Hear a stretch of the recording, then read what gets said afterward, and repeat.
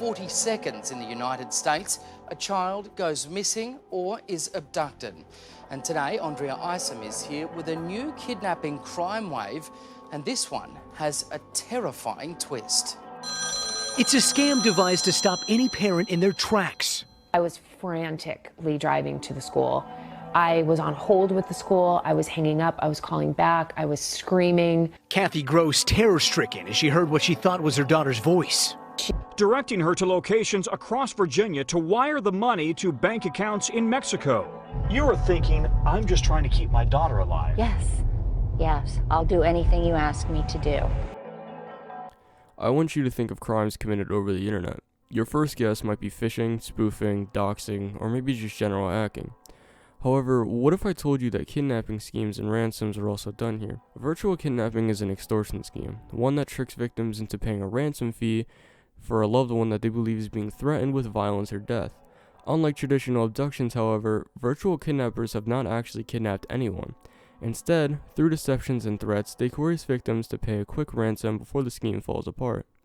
Now that you know a little bit about it, let's dive into the crime itself and try to figure out how it's done and even investigate some stories from victims of the crime. To get a full feel on how it's done, we first need to find out a couple things about virtual kidnappings, starting with the technology behind it. Believe it or not, all that's needed to commit the crime is a cell phone and a phone book. What the people behind these crimes will do is get a burner phone and research a random family in their area to get more information on how to threaten them. Things like social media play a key role in the scam. You see, when someone puts their entire life and phone number on Facebook, it becomes shockingly easy to manipulate them. Virtual kidnappers, as you can call them, use this to their advantage when calling people, making their crime a whole lot easier than if said person were to just keep to themselves.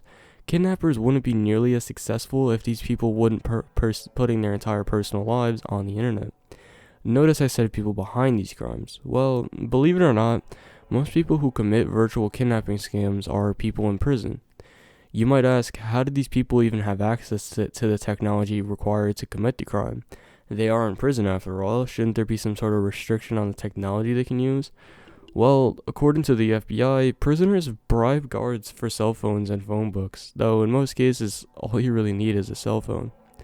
Quote, the incarcerated fraudsters who typically bribe guards to acquire cell phones would choose an affluent area, such as Beverly Hills, California. They would search the internet to learn the correct area code and telephone, dialing prefix. Then, with nothing but time on their hands, they would start dialing numbers in sequence, trolling for victims. With this, it seems that most people who do commit virtual kidnappings are those locked up in prison. And with nothing better to do, they have time to commit to the scheme and go through hundreds of numbers, waiting for the perfect person to extort. Now, this quote leads us to our next topic. Who do they actually target? By the looks of it, the most common person people tend to scam is that of the elderly. This should come as no surprise. If you try to target a teenager, it's going to be a whole lot harder to manipulate them than if you were to call an 80-year-old woman. Calling a 25-year-old man, expecting him to fall for your quick scheme, it's not going to work. Targeting those older, they have no idea they're being scammed and would value their loved one's safety and play right into it.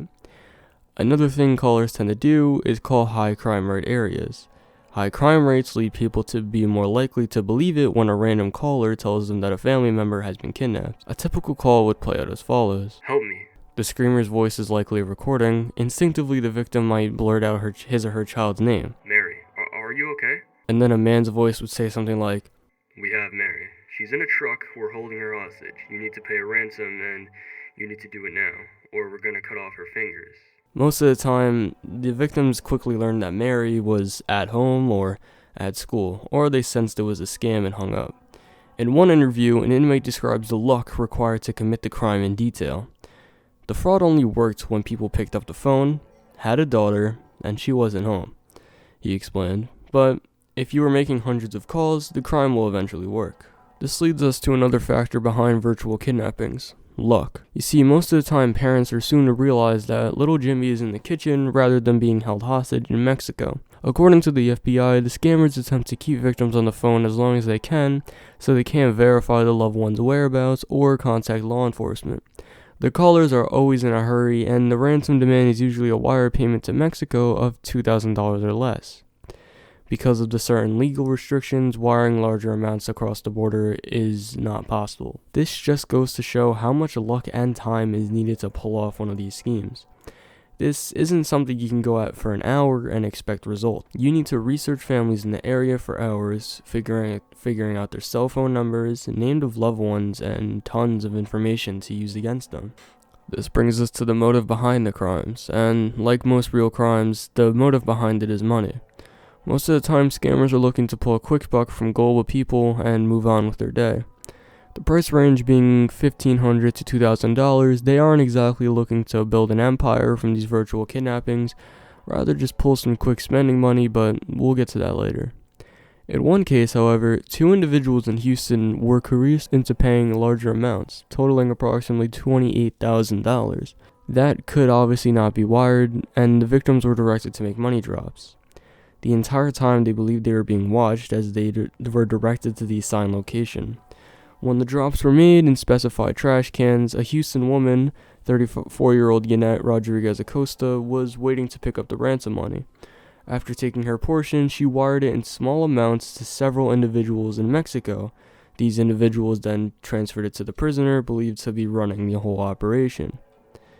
It's also to be noted that the Mexican prisoners who carry out virtual kidnappings use the ransom money to pay bribes and to make their lives behind bars a whole lot easier. And in some cases, they use the money to buy their way out of jail. That's really the ultimate goal in this operation. Now, let's piece all these together to get a bigger picture of what the crime is itself. Virtual kidnapping is a scheme where Mexican prisoners use bribes in prison to acquire access to cell phones and the internet. They then use this to call random people in areas such as Beverly Hills. They play a pre-recorded clip of a woman screaming and pray that the person on the phone falls for it and wires them the desired money. We have it figured out. Now, is the FBI cracking down on these crimes? Well, in the FBI's case, it's hard to really crack down on the crime. Virtual kidnapping cases are difficult to investigate and prosecute because almost all of the subjects are in Mexico, and the money wired out of the country can be difficult to trace. In addition, many victims do not report the crime, either because they are embarrassed, afraid, or because they don't consider the financial loss to be significant. The only crimes we really see is the one in the media, and those are the extreme ones, the ones where they pay large sums of money rather than $1,500 to $2,000. That's common for the crime. So what we have here is a crime that's going by undetected, purely because people are too embarrassed to report it. Also, being that the money is wired to a completely different country, the crime is incredibly hard to crack down on. That being said, it's not as if the FBI is going by without an attempt. The FBI and multiple news sites have given warnings about this scheme, with even Dr. Phil covering a case on his show, albeit a little more dramatized than it actually is. In the case mentioned earlier, 34-year-old Yannette Rodriguez Acosta was actually caught in her involvement with the crime. She was taken into custody for her involvement with the scam, and in July 2017, a federal grand jury in Houston returned a 10-count indictment against her. Among the charges were wire fraud and money laundering, so by the looks of it, the FBI is trying to do what they can to crack down on the crime. But being that the crime is as unique as it is, that can be quite hard. This aside, let's take a look at an audio recording of a virtual kidnapping taking place. I'll say in advance, this is a long one, so grab your popcorn or really whatever snack, I don't care, and let's dive into this 8-minute recording.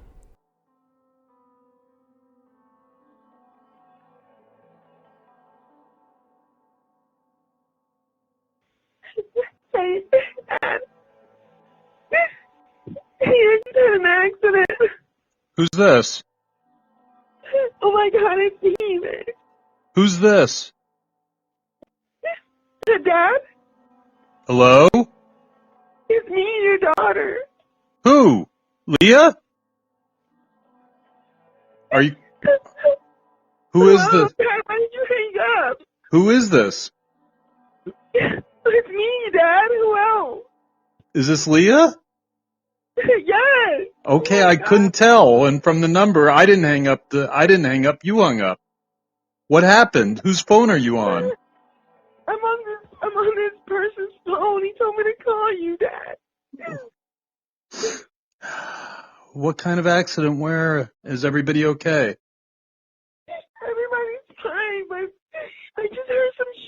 I just didn't know what to do. You just what? I hear some shootings. Hello? Hi. Thank Hello, you. sir. Am I speaking with Leah's father? Yeah, I am Leah's father. Okay. What's your name? I'm Paul. My name is Roger. My name is Roger Fuentes, sir. What's your name, Paul? Yes. Hi, Roger. Thanks Yes, sir. for what happened? Did she? Fine. Look, she's all right. She's not hurt. She's just really shook up. You're worried she's not hurt. She's just really scared right now about what's going on. I don't blame her. That's the reason why I told her to get in contact with you, though, sir. All right, to let you know she's all right, for her to be able to feel a little more comfortable herself. Okay. I appreciate that. Let you know what's happening right now. Let you know what's going on. All right, Paul. Okay. Well, I appreciate that. Does she have her phone too, or did she? No, she doesn't have her things with her. She said she had her purse, but she left it inside of a car. Wow. Okay. And everybody's okay. Everybody's fine. There was just some shooting, sir. There was just a shootout right now. I need to let you know what's happening, though. Your daughter, she's fine. But like I said, since she saw some things, obviously she got a little bit shook up. Okay? Where are you? Now, Where is this? I pulled her inside of my car. All right, I pulled her inside of my car, and I'm gonna tell you why. I'm one of the people that was in the confrontation right now. I was one of the people that was in the shootout. Okay, simply look, well, there was a problem right now with the police. Okay, now we're not terrorists, we're not rapists, we're not enemies of the state, none of that. All right, simply we get problems with the police because of the way we make money. You understand that? And simply we're not the type of people to turn ourselves in that easily. You understand? So who was? Your daughter, she got shook up. She started freaking out. Okay, she said she was going to call the police. That's why we told her to calm down and don't say that. Roger, where exactly are you? I'll let you know in just a minute. All right, I'm not going to tell you where I'm standing, but I can tell you we can meet somewhere. I can be able to drop your daughter off. We can have nothing else to do with each other. But if you get the police involved, sir, I'm going to hang up this call and I'm going to take Leo with me. You understand that? No, Roger, I don't understand that. You're trying to be helpful, but it sounds like, but I'm not sure what's going on. Listen to me. Simple as this. Your daughter, she saw something she wasn't supposed to see. She saw the car we were driving, and when we took off, when we started shooting at the police. Where are you located at? I'm not going to tell you where I'm located at, sir. Why am I going to tell you where I'm located if I have your daughter here kidnapped? Well, you can let your, Or you're going to go ahead and do whatever you want to do. I'll hang up the call. You can call the police. You can look for your daughter yourself. You understand? If I start hurting your daughter, is that what you want? You want me to start putting pressure on you a different way? Why would you be doing that if you're trying to calm her down? I would suggest for you to take me off the speaker and start doing what I'm telling you to, sir. I was taking you off speaker because I was trying to look at the phone number. What kind of weird number is that? Look, the number just can't be traced. As simple as that. Don't worry about the damn SIM card that I'm using, okay? You're worried about your daughter's safety is the only thing I'm telling you. That's exactly what I'm worried about, Roger. Well, then, all right. Then right now, then tell me right now, are you going to help your daughter, or you want me to go ahead and hang up the call and go ahead and kill her? What are you suggesting, Roger? What are you suggesting? You don't want to do that anyway. If you thought you had problems with the police before, you'll have problems with the police now. Listen to me, sir. Listen to me. All right? I've been doing this shit for 6 years, all right, sir? Just like I don't know you, I'm not talking to you like I know you. I'm just telling you what's going to happen, okay? I don't need to know you, all right? If I wanted to, trust me, I would have been asking Leah personal questions about you. You understand that? Simply if I'm talking to you, it's because I'm trying to talk to you as a man, as a person. You understand? So don't think you're the first person doing this to. Don't think you're the first person that I'm going to do this to, or the last one.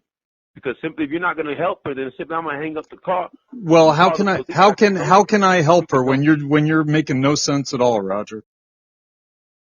How is it I'm not making any sense, sir? How is it I'm not making any sense? You were in a confrontation. There was shots, and she got into an accident because of that, or what happened? I told her to say it was a fucking accident, sir, because I don't want her screaming out loud saying it's a fucking kidnapping. Do you understand, Paul? So you're saying it's a kidnapping? There was no accident. It's a kidnapping. Is that what you're saying? Stop repeating everything I'm saying out loud, you idiot. Well, I'm in an office. I'm in an office by myself. I'm trying to understand what the you're talking about, Roger. Get out of that fucking office and go to your car right now, sir. I'm not even anywhere near you, buddy. Where is it that you find yourself then, Paul? I find myself quite a distance away. So if I'm going to help you or help my daughter, should I ask you or should I ask your daughter? Ask me. That's the reason I'm talking to you. Go ahead, ask her. Are you in the car right now? Where are you? I'm driving right now. I'm heading south, man. You understand? You're driving on the freeway or what? That's exactly what I'm doing. So you're coming towards Phoenix. Bring that girl over here. You want to play games, sir? I'm not going to play with you. I'm playing with your daughter, all right? Put her back on the phone. No, please. Leah, where are you? Are you driving? Hello? Yeah, how did this happen? I don't know, Dad. I just started hearing. What You're not going to help her? What are you proposing, Roger? Look, sir, where is it that you find yourself right now? I find myself in Phoenix. Okay. Obviously, you're quite a miles away. Yeah.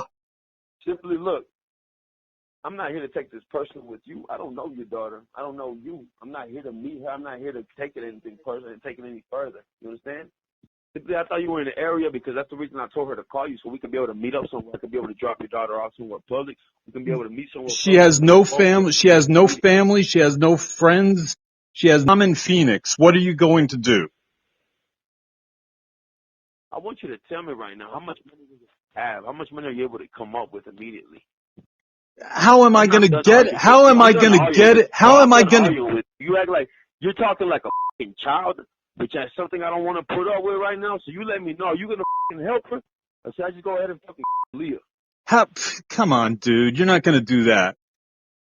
How am I going to get you any money? How am I going to meet up with you? You're the one who's talking like a child, Roger. How am I going to meet up with you? We're not going to meet anywhere right now. Like I'm telling you, I want you to tell me how much money you have. How much money are you able to come up with?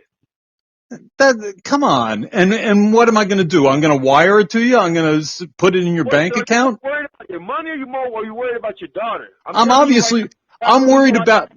I'm telling you, so stop arguing about it. Stop about it. And do what the I'm telling you to do. You're telling me to tell you, so go ahead and get in your car, start driving to the bank. Let's go. What bank, dude? What bank do you use, sir? I use a couple different banks. First Credit Union. Well, let's go ahead and go to one of the banks that you have the most money in. Okay, you're going to go to Wells Fargo right now? I'm not going to go to Wells. Just go ahead and do what you're told, sir, all right? Okay, what are you going to say? What am I going to say? I'm telling you to get in your car, drive to your bank is what I'm saying. And what am I going to do? What am I going to do at the bank? Well, maybe you're going to say hi to them and make me drink a cup of coffee with them, retard. You're going to go get money. You're going to go get money at the bank. And do what with it, Roger? Go get the money first, Paul. And do what with it, Roger? I'm 2.5 hours away. You piece of shit. If I tell you to eat it, if I tell you to wipe your ass with it, if I tell you to rip it, it's what you're going to do. Because I'm telling you to do it. So go and drop to your bank. You're gonna wait 2.5 hours for me to go up to Flagstaff. Don't worry about what I'm gonna do, Paul. That's the problem with you. Bring that girl over here, man. You know what I'm gonna start doing, Paul? That's it. Good night, too. Pass it on. What I'm gonna do? I'm gonna cut this finger off, and each time you get me aggravated, I'm gonna send them hoes to you through the mail. How about that? Oh, that makes a lot of sense. So tell me, where do you want to meet, dude? Go ahead and get the money first, dude. It's going to take me a few hours, obviously, to get up there. You're not going to get nowhere. Don't worry about it. You don't even know where I am. So go ahead and get in your car, sir. And do what? Get in your car. And do what? And start it. Hope you enjoyed my little TED talk about virtual kidnappings. This is the end of the video, by the way. So if you don't want to hear random YouTube bullshit, just leave. Go home. Pool's closed. But this video shouldn't have taken as long as it should have. I think it's been like 3 weeks since the last upload, and I just want to apologize for that, and also just say that online work is like spreading my ass cheeks right now. So it's kind of hard to really do anything, but I'm trying my best here, This video could have been a whole lot longer if my science teacher would stop blasting me with work to do, but it's whatever. that's all. Catch you guys in the next video. And that's it. You know, subscribe if you want to. It's there. I mean, it's there. But no, I'm serious. See you guys later. Peace.